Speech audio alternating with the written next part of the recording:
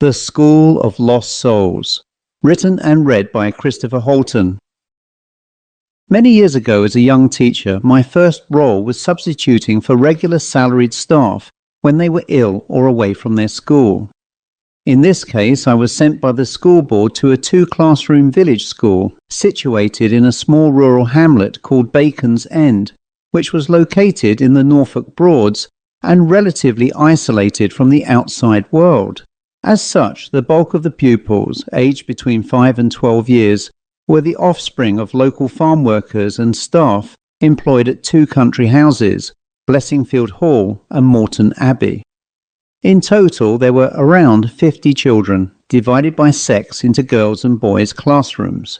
The headmistress was Mrs. Amelia Davidson, and being a man, I was assigned to the boys' class, while Miss Alice Johnson taught the girls. Both ladies had taught there for many years, and were doughty women of middle age. Baconsend Church of England School was a brick and flint walled building, with an H-shaped layout and a grey slate roof. It was divided into 2 wings, each housing the girls' and boys' sections, with the middle section serving as the entrance and office for Mrs. Davidson, as well as a small staff room. Additionally, either side had a small changing room and toilets for the children. At the back, the play area was a small grassy field, separated by a brick and flint wall that segregated the boys and girls, as it was considered improper for both groups to mingle during school hours. Overall, the school was structurally attractive, but standing outside and looking in, I felt a pervasive darkness about the place. Although this was 1910, the school was deeply ingrained with Victorian values, which were the standards set by both men and women. The missing member of staff was Mrs. Davidson's husband, Alfred, who I was told was ill with an undisclosed disability and would not be returning for at least 6 months. Given this, Lord Evanston from Morton Abbey had provided me with staff quarters at the house, and as the Abbey was 2 miles from the school, a cycle was supplied to allow me to commute to and from the school during my tenure. I arrived at the school on a warm and balmy Friday afternoon in mid-July, and yet on the path leading into the school I saw some wet footprints of a child glistening in the sun, which led towards the school entrance. I naturally thought this odd, but then I reasoned that children sometimes do some of the strangest things, and I gave it no further thought. I then saw a man, a groundsman named Adams, who was mowing the grass at the school's front lawn. It was just after school at 4 p.m, and all the children had left to return home.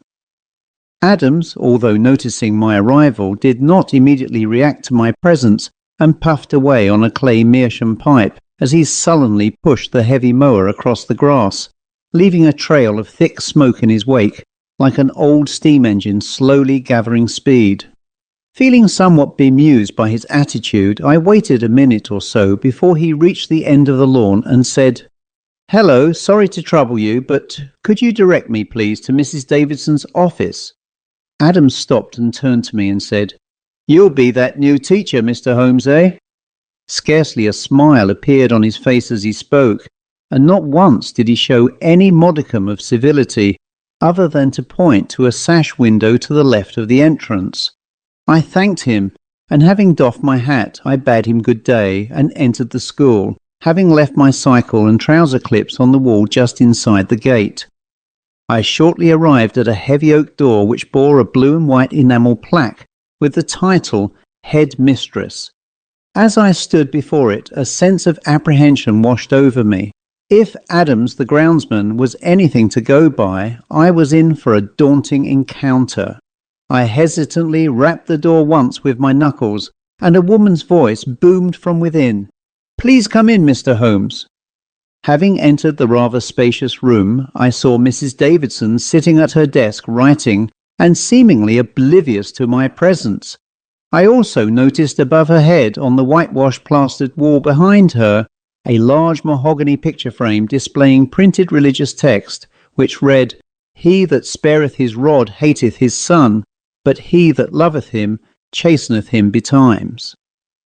To the side of her rather plain-looking pine desk was an oak bookcase, which contained numerous books, all of which, as far as I could see, were religious treatises. Other than an attractive school clock, there were no other adornments on the walls, and the room felt dark and heavy with the presence of this woman. Still averting her gaze from me as she wrote, she mumbled, "Be with you shortly, Mr. Holmes. Please take a seat." I sat down on an old mahogany carver dining chair by a desk and spent the next 2 minutes studying her closely in some detail. She was around 55 years old, of stout build, typical of the country districts, and was plainly attired in a V-neck dress that featured a solitary pinned plain gold-coloured brooch. Her grey hair was tied back in a bun, and her face was round with heavy jowls and pasty-looking skin. She sported a pair of pince-nez glasses and wore no other jewellery. Her sheer presence impressed upon me, and so far few words.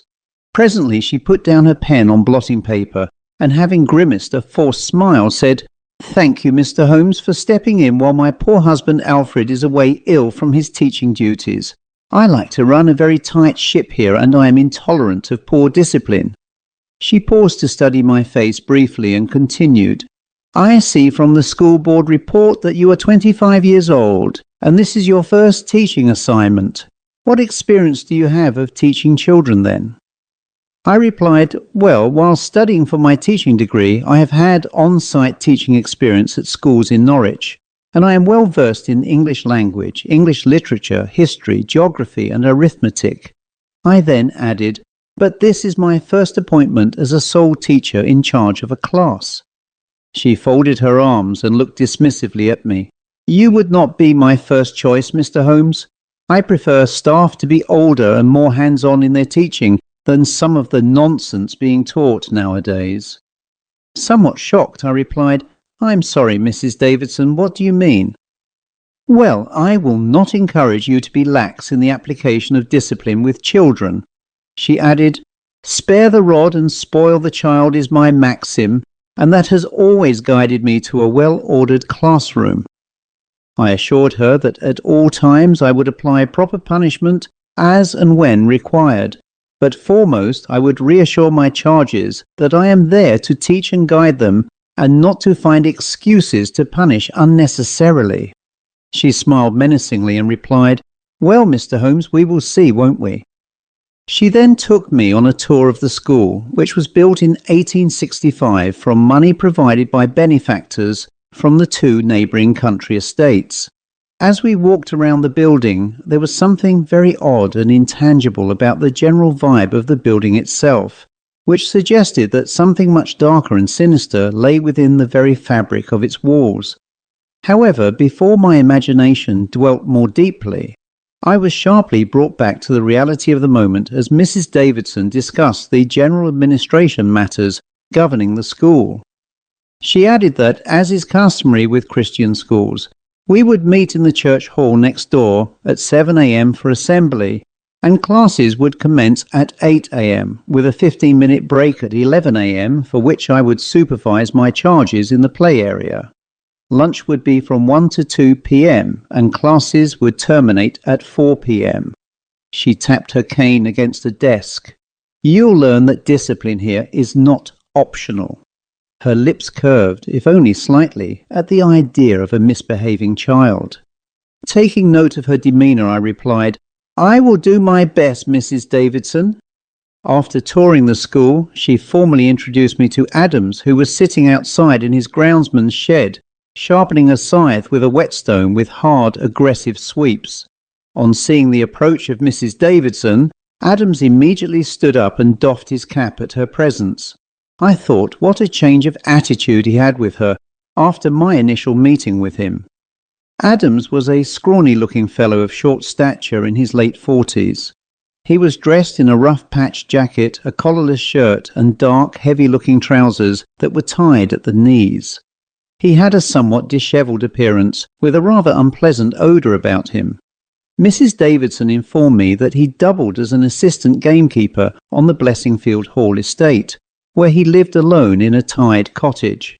Adams himself was light on conversation, but it was clear to me that he was fearful of Mrs. Davidson, as his sharp, weaselly eyes averted contact with hers, let alone the fact that she towered over him at 5 feet 10 inches. Having formally made our acquaintance, we returned to the school, where I met Miss Johnson, who was of a similar age and build to Mrs. Davidson. She was, in many respects, very much like her in attitude and temperament. Although cordially polite, it was clear that my presence was an unwelcome intrusion into school affairs. However, like Mrs. Davidson, she had to resign herself to suffering me for the while I remained at the school. Miss Johnson was more gaily dressed than Mrs. Davidson, wearing a light patterned blouse, an ankle-length blue skirt, and a very slight hint of makeup, but there it seemed the differences ended. I then, having made my arrangements for the school start on the following Monday, left the two women and cycled to Morton Abbey, where staff had prepared an evening meal and my room for me. The weekend passed uneventfully for me, as I spent most of my time in my room getting prepared for the week ahead.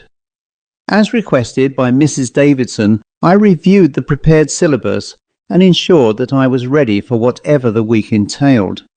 And in almost the blink of an eye, Monday morning arrived, and I found myself at the school for my first day, like a nervous scholar with a fearful trepidation. Following assembly in the church hall, where Mrs. Davidson formally introduced me after morning prayers, I followed the pupils out of the hall to the school. What struck me as truly unsettling was the children's demeanour as they entered their respective wings of the building. Rather than the usual cheerful chatter, laughter and vibrant energy that fills the air, there was an eerie stillness.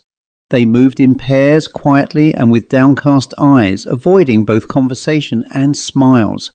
It felt as though they were stepping into the gaping maw of a malevolent force which consumed their spirit as they passed beneath an ominous stone lintel above the entrance emblazoned with the words "boys" and "girls," and emphasized by pointers directing their path, which seemed to underscore a conformity on the very journey they were about to undertake.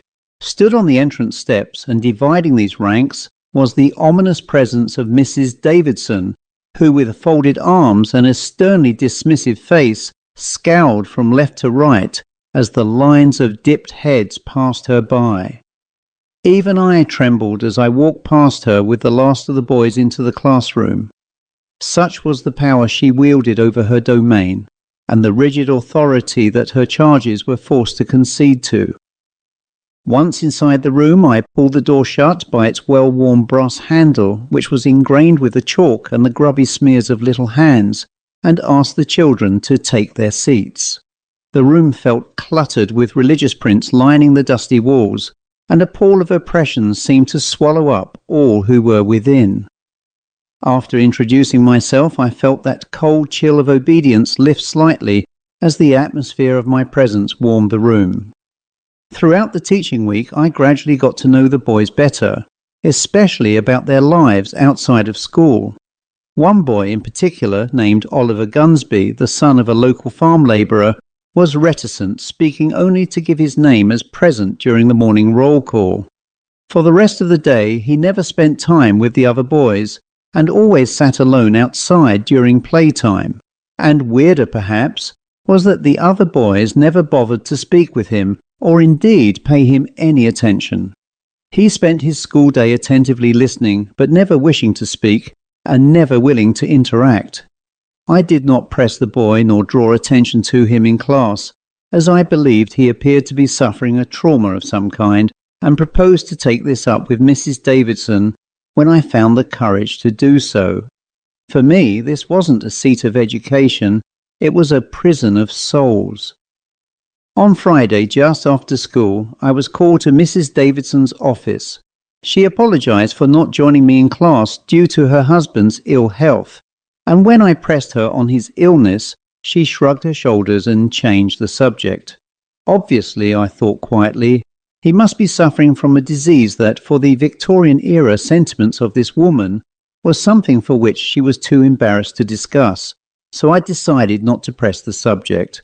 We briefly discussed my work in the classroom and whether I had encountered any issues with my charges. For that, I was thankful that I had not, and told her so. I decided it was best not to press on the Gunsby boy. She told me that for the following week she planned to visit my class to see how I was getting along with my charges, and with that wished me a pleasant weekend and dismissed me rather abruptly. When I returned to Morton Abbey, I took my evening meal in the staff dining room, which was adjacent to the kitchen. As one can imagine, this former medieval abbey property was a much extended country house and estate, complete with 20 full-time house staff and a retinue of 30 estate staff, covering every aspect of life here. Some staff lived in tied cottages with their families, whilst the remainder lived in quarters inside the abbey house and were afforded a separate staff dining room to eat, drink and socialise together as their life below stairs allowed. The staff were very hospitable towards me, and especially those whose charges were in my class at the school. I would receive frequent positive comments that their sons found me more pleasant than the sick Mr. Davidson, and they expressed a desire that he would never return. Of course, I could not comment on this for two reasons. Firstly, it is considered unprofessional, and secondly, as I did not know the man, I would not be in a position to comment. However, one staff member, a kitchen maid named Lizzie Morris, a slim auburn-haired young woman in her early 20s, who had finished her work in the kitchen, sat with me drinking a cup of tea and was very talkative. At first I thought she was entertaining me for some mail company, but instead she chatted about the school because her sister, Maggie, had a son and daughter attending it. Having settled herself down on the bench next to me, she, after introductions, said rather engagingly, "Do you know why Mr. Davidson is ill? Because I am sure you don't." I replied, "I have not been told, and his wife, the headmistress, isn't keen to discuss it either." She leaned in a little closer and whispered into my ear. "He's haunted," she breathed. "By what?" I asked, leaning in. "By a boy he drove to his death." The suggestion that the teacher I had deputized for had an apparent mental illness intrigued me, as it was pretty evident that a woman like his wife would fear social embarrassment from this. She explained with the minutest of detail. Well, a year ago one of the boys, a 10-year-old, was found dead in the estate's lake. He had drowned, you know, and rumour has it he was driven to it by Davidson, who used to beat him with a cane in class for the most petty reasons. The boy was very clever, you know. He didn't mix much with the other boys, as he spent a lot of time reading and studying.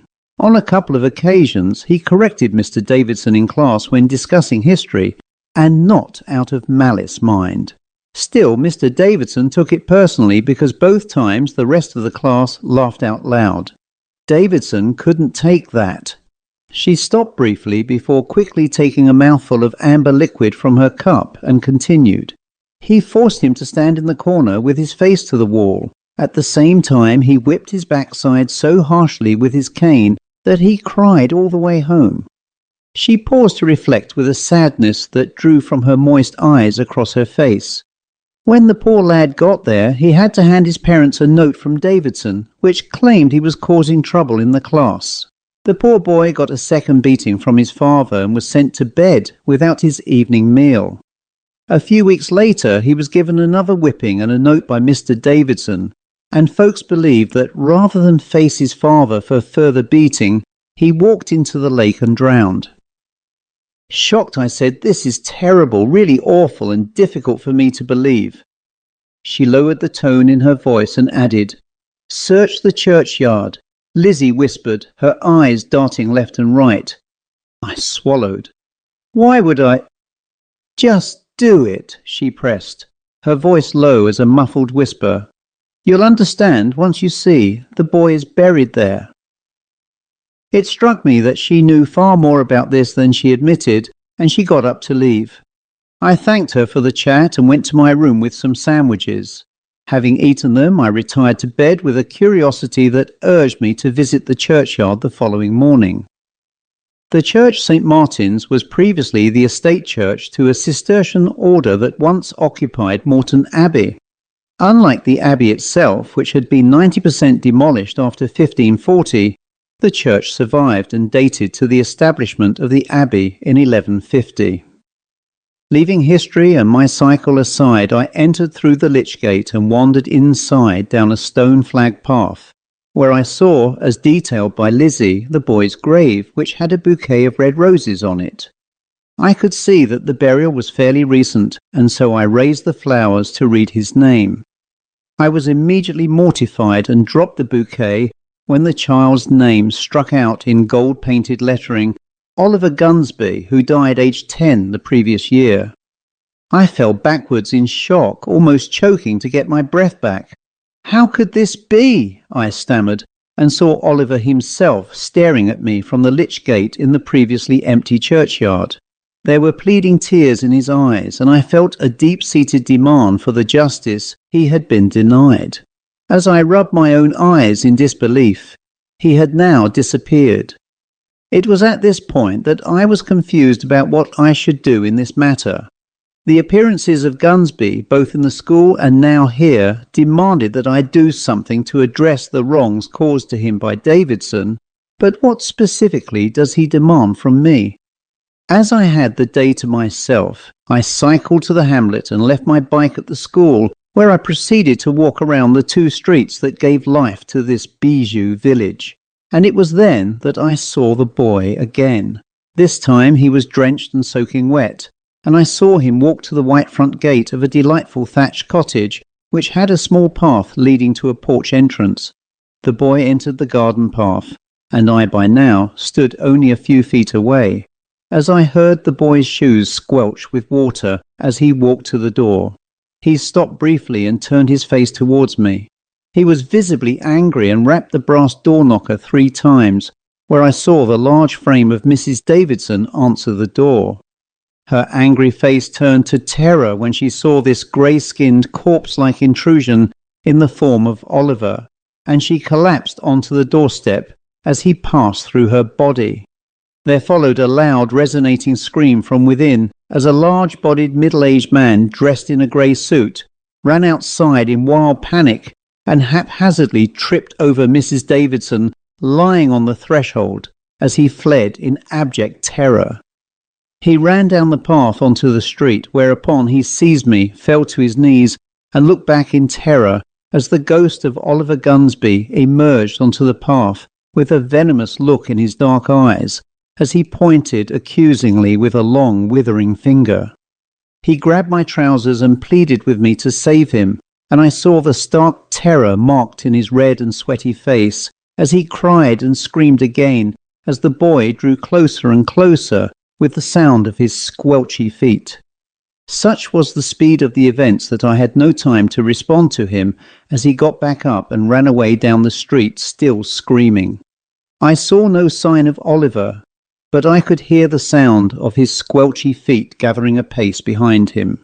He ran into a grassy track as his wild and crazy hair caught a breeze, and he disappeared from view on a trackway towards the Abbey estate.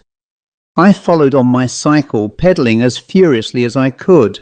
My heartbeat raced in fear of what I was likely to find, and as the sun disappeared behind a thick veil of clouds, the ambience and atmosphere took on a depressing tone before me. I soon picked up on the dry mud a series of wet footprints, which led me to the estate lake. There followed one final scream and a loud splash. By now I was hot and sweating as I dropped my cycle and ran to the water's edge. I saw Davidson being pulled from below into a watery grave, his hands seemingly clutching at the air. His body, dragged down, soon disappeared, leaving a mass of air bubbles that percolated to the surface before the quiet stillness of the lake had once more returned.